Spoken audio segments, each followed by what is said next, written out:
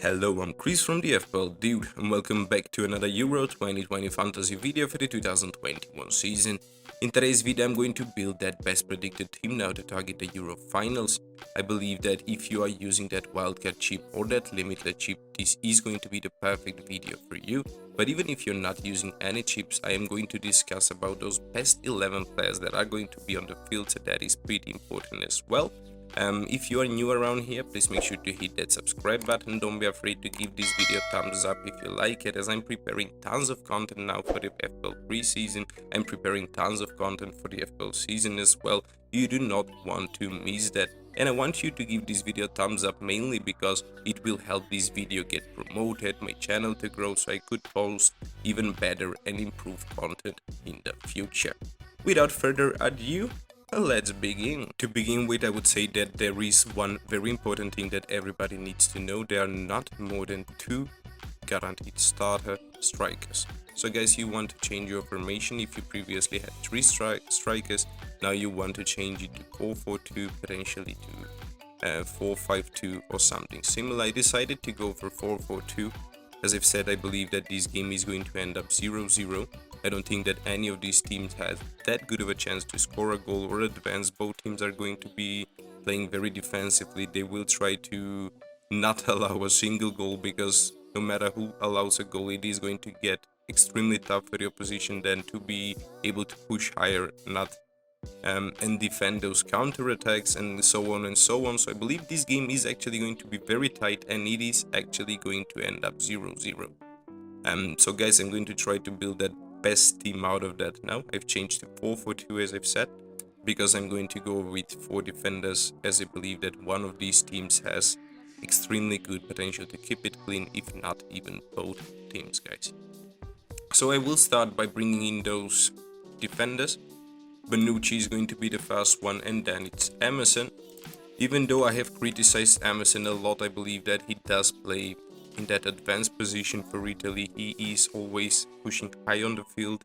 He's delivering tons of crosses. He gets potentially get involved in the chance to fire a shot or something similar. Well, Bonucci is a player that is pushing very high on the corners, on free kicks, so he could potentially score you a header.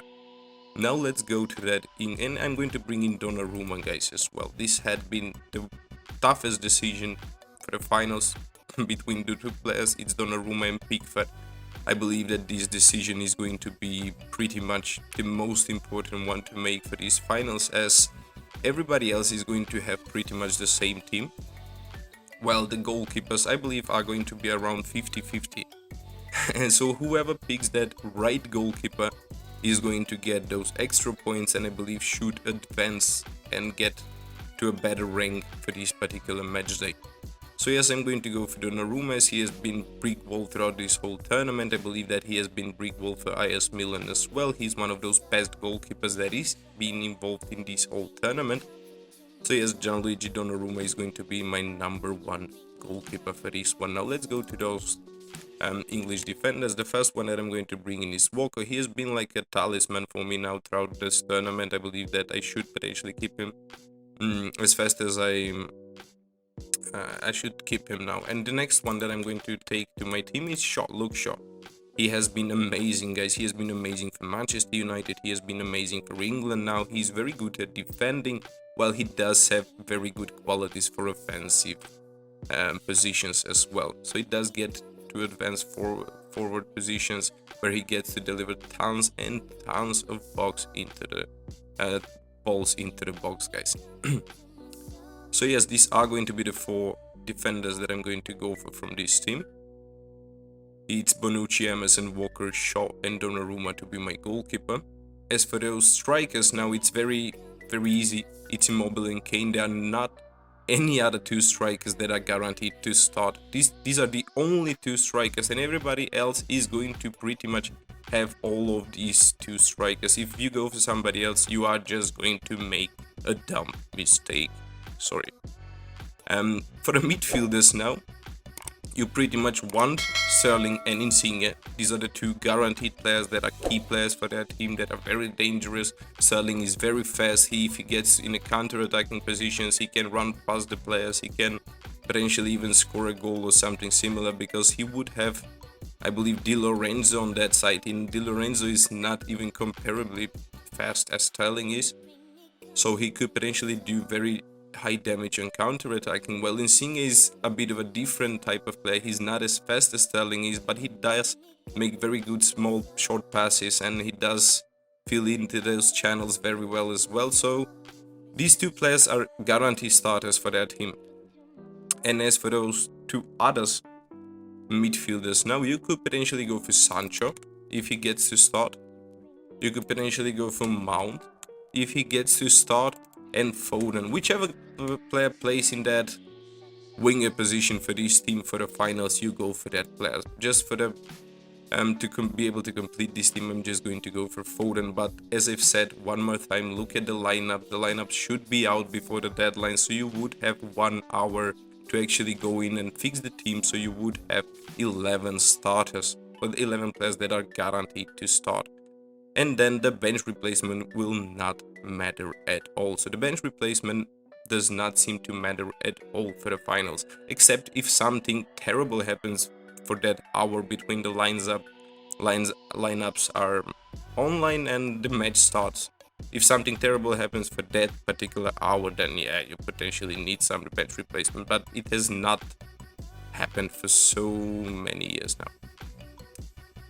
Guys, now for the last midfielder that I'm going to bring in from this Italian team now. It is... why am I writing Italy? I'm just going totally crazy right here. It is going to be Chiesa. If he gets to start now, you should potentially go for Chiesa. But if Chiesa does not get to start, then you should potentially go for Berardi, guys. So it's Chiesa or Berardi. And for England, it's Foden, Sancho, Mount. Whichever of these players get to start, whichever of these players is in the starting 11 when the lineup is out, you go for that player, guys, because he's going to be the one that is going to play. So yes, this is pretty much how I would line up for the finals. And for the captaincy decision now, I will walk you through that as well. If we compare Sterling, Insigne, Immobile, Kane, Chiesa, they all have pretty similar potential, with potentially Immobile, Insigne, Sterling and Kane being those 4 players that are looking most dangerous, that are probably going to get involved in a goal if somebody is. But there is one exception with all of these 4 players, and that is Harry Kane, because he hits on penalties, guys. Nobody else is of these players. It's Jorginho that takes it for Italy, and he is a defensive midfielder, so you do not want to go for defensive midfielder. He gets better potential to get a card, like yellow or red card, then get himself involved in a goal, even though he's the penalty taker.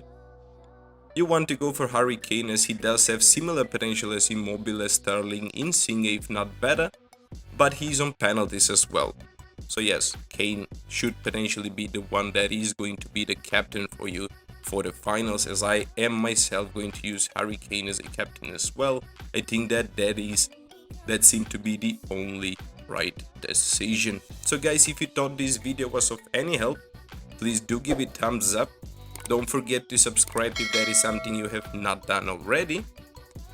Thank you for watching, and see you next time.